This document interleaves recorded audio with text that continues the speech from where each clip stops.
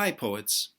Um, to get us going in this time of the coronavirus and online teaching, I thought I would put maybe just a half an hour workshop online and give you some prompts, and you can respond remotely and hopefully work on this on your own. And if some good poems come of this, you can add it to your portfolio. Um, So first of all, the name of this is the Poetics of Generosity, and it's based on a a panel that I went to in San Antonio at AWP on March the 7th, which was called "Gratitude as Grit: Poetry of Appreciation in Times of Strife." And they didn't know the kind of strife that they were going to face, but certainly we're in times of increasing strife at this moment. So I've been thinking about this a lot. How can we use generosity to to help us get through a very difficult time? So on this panel was Diana Coy Gwen and Jane Wong, and it was an absolutely wonderful panel. So they to set the mood at the beginning of the panel, I'll just say what they did was they uh, had us kind of think about gratefulness in terms of the space that we're in. So perhaps can we do that now? There doesn't seem to be very much to feel grateful for, but I think that's when we need it the most, is when things are the hardest. Because if we just get angrier and angrier and panic, then it's very difficult to find our way through. So I feel like focusing not naively or with a kind of empty hope, but with a sense of strength and resilience, so that when we have the opportunity, we can be strong, and we can be strong for the people around us. So not naively, but with a kind of strength, developing a kind of strength through gratefulness is the idea I have in mind. So let's just take a second to feel grateful for all the things that we have at this moment. Feel grateful for the people who are able to help you get food, and the people who you have around you, and the people you've been in touch with. I've had all sorts of friends reaching out to me, which is great. I hope we're all doing that, reaching out to the people around us who we love, and keeping our cats close and our loved ones even closer. And feel grateful for the structures that we're in. Right now it's raining in Philadelphia, and I'm grateful to be in my little row home in West Philadelphia. And grateful to have my devices to be able to connect to you. So just take a second and feel grateful for all the things that we have. So can I point you to, I've included also a page which kind of gives a couple of poems and also a little bit of context and some overarching ideas about this type of poetics.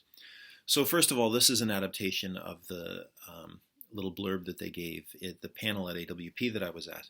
Contemporary poetry often criticizes socio-economic and environmental injustices while veering away from poems of gratitude and appreciation. However, poetry that perpetuates narratives of hope, grace, and beauty is crucial. Without such narratives, personal and political despair becomes paralyzing. In this world, which seems increasingly full of despair, generosity can be revolutionary. In the form of a poem, generosity can provide cathartic healing.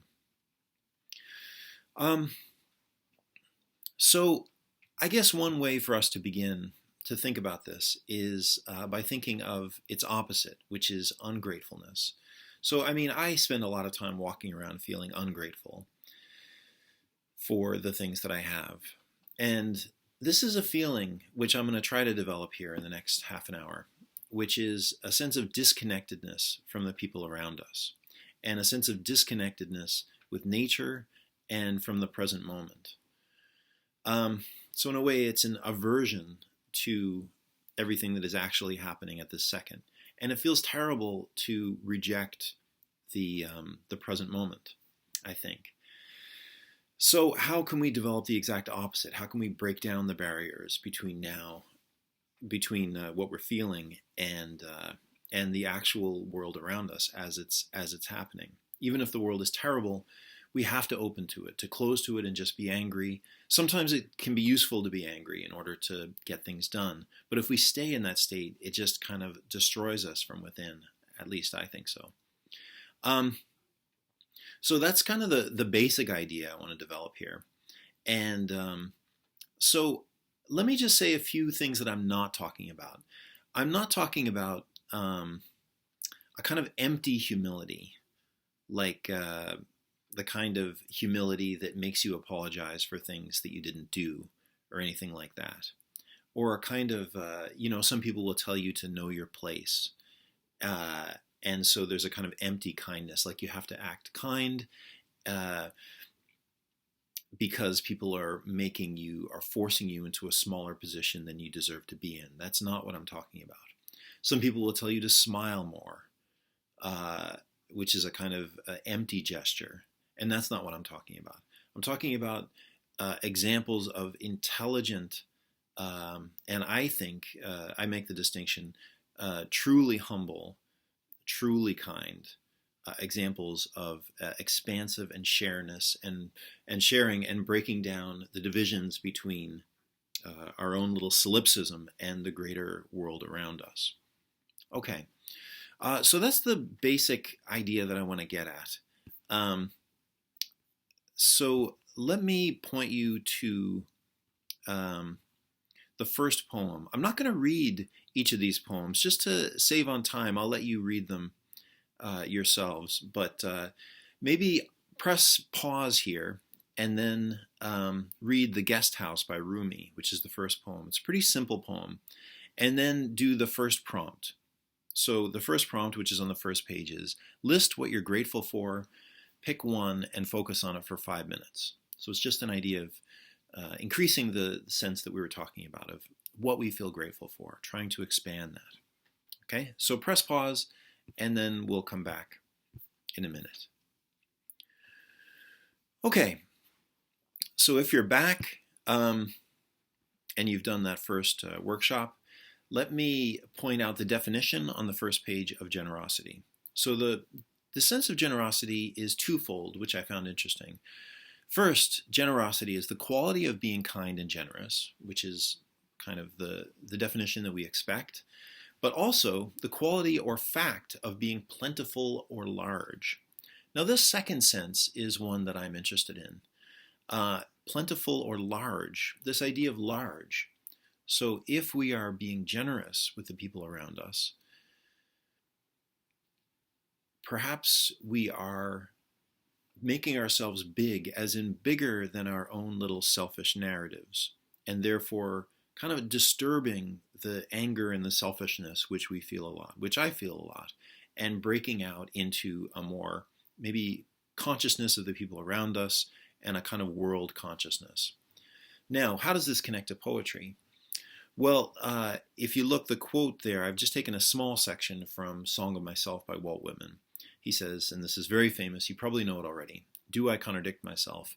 Very well then, I contradict myself. I am large. I contain multitudes. So I'd like to develop this idea a little bit.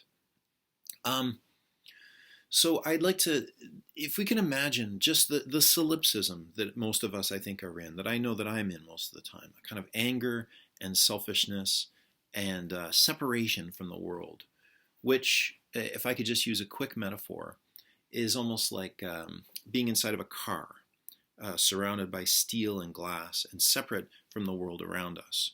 So the world around us is happening. It's real. We need to know about it. And it's also beautiful. It's horrible and it's beautiful. And our feeling good is dependent on a connection with that world, with nature, with the people around us, with the ideas around us. So the assumption here is that the more separate we are from the actual world and the actual things that are happening, the worse we feel. And the poetry that can break out of that solipsism and those those kind of ego narratives, those are the poems that end up breaking through the glass, I guess, of that metaphor of being in the car. You don't have to break through the glass, though. It doesn't have to be a violent metaphor, does it? So if we imagine we're in a car, we're separate from the world around us. So the type of poems that I enjoy a lot of times are ones where they invite you to come outside of the car and to connect to the world around you. So they ask you to come out of your solipsism, to come out of your personal selfish narratives, and to go out into the world, to see other people, to try to see them as they really are, to connect to nature, to connect to the ideas around us. In a way, it's a little bit of an extension of the metaphor of Plato's cave. So if you could think of the selfish solipsism is the one where we're, the fire is behind us and projecting the images onto the wall in front of us. We're not actually seeing the world as it is. So these type of poems are invitations to leave the cave, as much as that is even possible to do, and to enter a larger space. So I think you can think of it as a kind of a way of thinking about binaries as well. In our selfish narrative, inside the car, when we're separate from the world, there is a sense of binary thinking. We often think of ourselves as separate from the other. We think of we're in America and there are these immigrants, or we are this race and there is the other race. Now, all of these things are true, absolutely, but I think when possible, if it's possible at any moment to transcend these differences, to transcend any kind of divisiveness and any kind of binary thinking, that's beautiful. So we want to enter a non-binary type of thinking, if possible. So the next poem that I want to point you to is the Mary Oliver poem and the second prompt. So in this poem, she names all sorts of, she kind of asks, it's structured with questions. What did you admire? What did you hear? What did you notice? And she names all of these specific things. So in this prompt, I'll ask you to first read her poem, and then also, of course, pause this, read her poem, and then write one of two poems. Either respond to one of her prompts, what did you notice, what did you admire, or just write a poem like hers using all of the prompts that she gives. What did you notice, what did you hear, what did you admire, and add your own things to that. So it's actually an extension of the first prompt, which is list what you're grateful for. So pause this, and then we'll keep going in a second with the third part. Okay, if you're back, now I want to continue with the third part of this. How are we doing for timing? Oh, this has only been 13 minutes. Maybe it'll be less than a half an hour. Okay, so if we can go back to the first page of your the handout that I have sent you, I want to point out the James Baldwin from The Fire Next Time quotation that's there, which I really, really like. James Baldwin is amazing.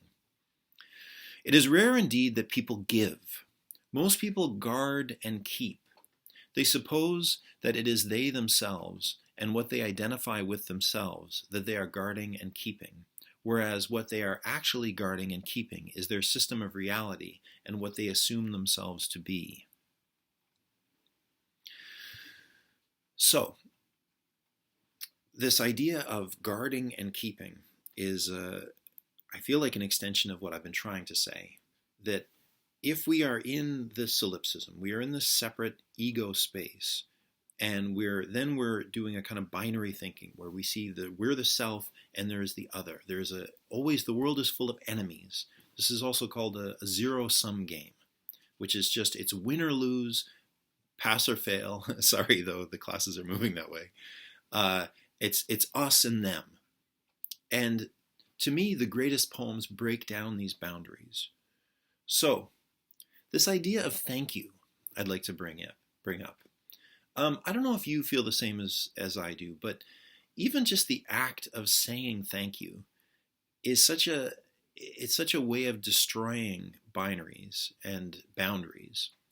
And sometimes I'll find myself just saying thank you, and then I continue to say thank you, even when it becomes a little irrational.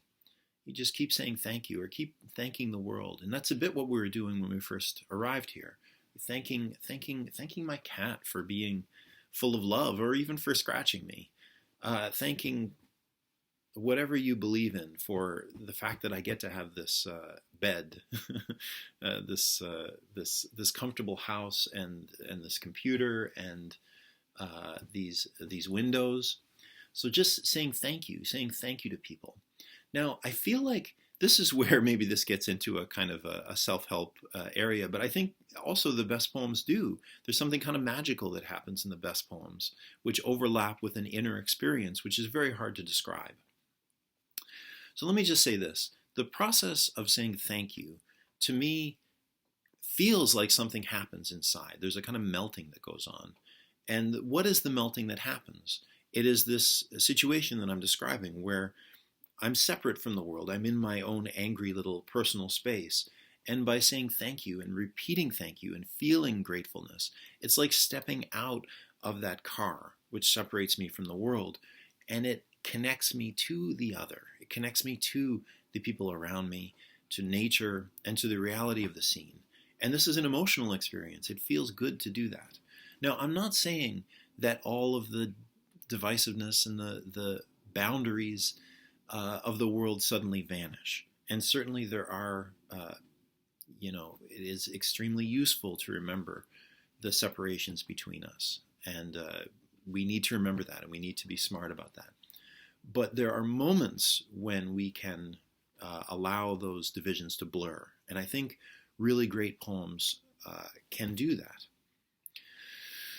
So I want to just point out that it's possible to write poems which have a kind of thank you in them. But let's say we started with Rumi, and Rumi is perhaps slightly simple in the sense that he's creating a simple version of the world where we just can say thank you, we can feel grateful, and everything is great. But we all know we live in a more complicated world than that. We live in a world with a lot of anger, and where actually it's not safe to be walking around kind of doe-eyed through Philadelphia, just saying thank you to everybody. Bad things can happen to us, and they do every day. So I'm not suggesting a kind of blatant naivete at all. I'm just saying that it's an important place to visit, I think, in our poems. So how can we make poems? This is one of the questions of this type of poetics. How can we make poems that are complex but also contain an embedded thank you in them? Or another way of thinking of it is, how can poems contain anger and gratitude? So this is where it gets a bit more complex, and I'll invite you to allow a little bit more darkness in there. So one way of thinking of it is that we can think of the bad things in our lives, or bad things that have happened to us, or even a bit of trauma, that we can kind of see it through a lens of gratitude. I don't mean deny it. I don't mean dissociate or divorce ourselves from it. But and I don't mean even simply just look on the bright side or anything like that, but just allow gratitude into the conversation. So, for this, I'm going to point us to the Ross Gay poem, which is absolutely incredible. So in the Ross Gay poem, it's a conversation, a poetic conversation with his mother. And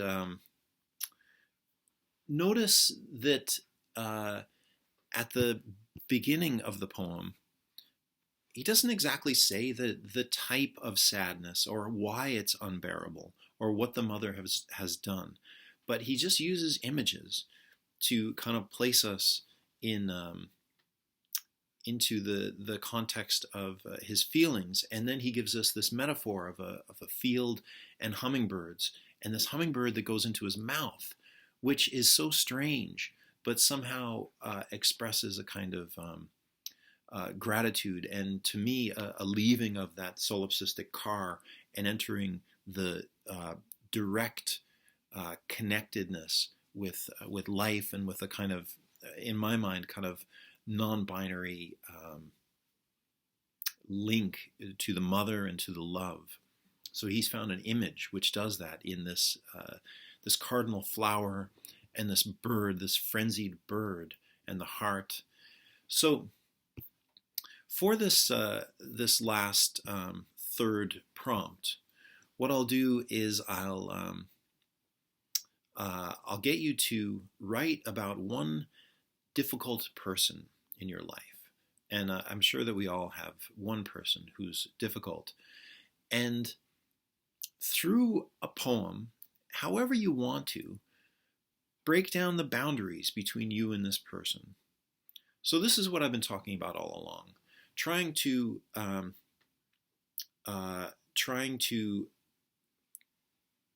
bridge a gap between us and the world.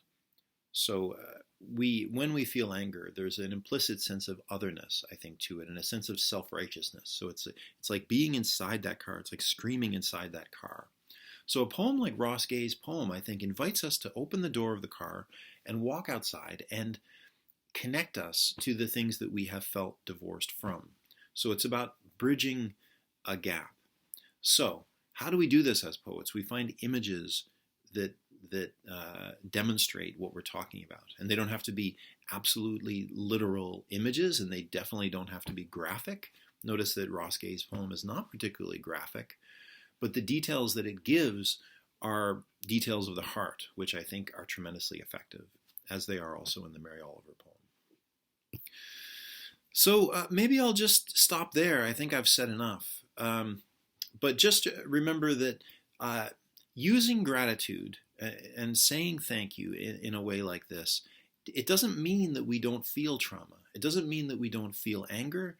It doesn't mean that we don't have strife in our life.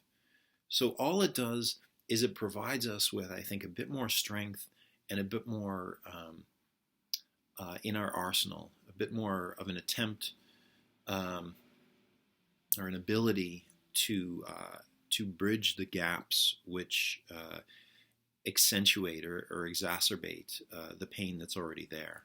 And as poets, I feel like it's just a useful technique. Like when I say thank you, thank you, thank you, I feel a little melting inside myself.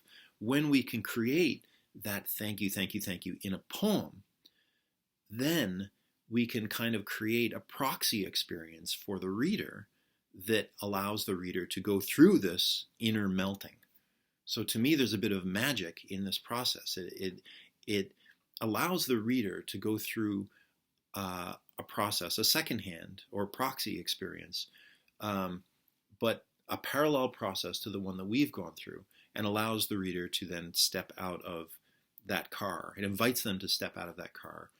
And so it can potentially be a cathartic experience and potentially a revolutionary one. Certainly we can see examples in politics all around us today, and definitely with our families and everybody else, where bridging gaps and understanding is absolutely necessary, and healing on a kind of national level. So that's 24 minutes, so maybe I'll just stop there. But thank you for listening. About the 3 prompts that you've done, why don't you send me one for next week as an assignment, and the other 2 you can also send me if you want, but they can be just ones that you're working on while thinking about your final project. Okay, thank you very much. Wash your hands and tip your waiter. No, there's no more. We're not at bars. And keep your loved ones close. Thank you, thank you, thank you, thank you.